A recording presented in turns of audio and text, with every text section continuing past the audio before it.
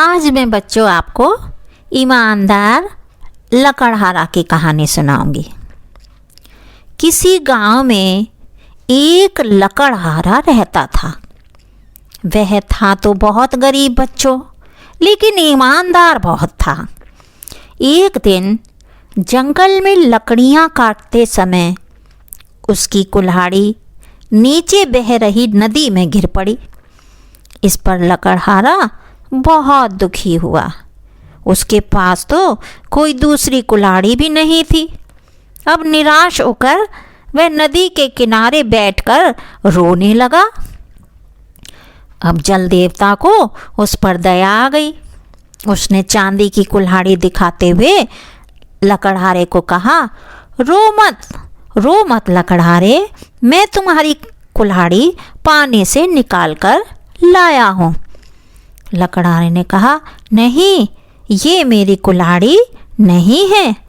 अब जल देवता दोबारा से नदी में गया और सोने की कुल्हाड़ी लाकर दिखाता हुआ बोला कि ये है तुम्हारी कुल्हाड़ी। लकड़हारे ने बच्चों फिर इनकार कर दिया, फिर मना कर दिया।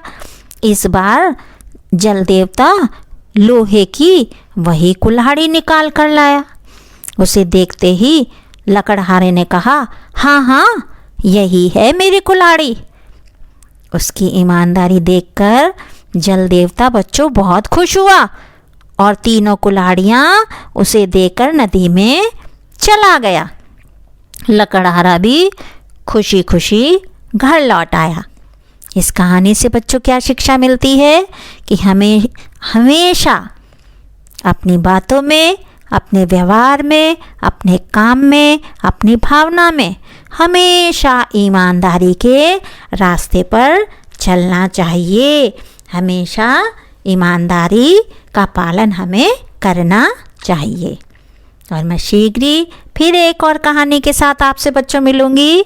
तब तक मुझे कमेंट कर बताइए कि ये कहानी आपको कैसी लगी। नमस्ते, शब्बा खैर, आदाब, सत श्री अकाल, गुड बाय।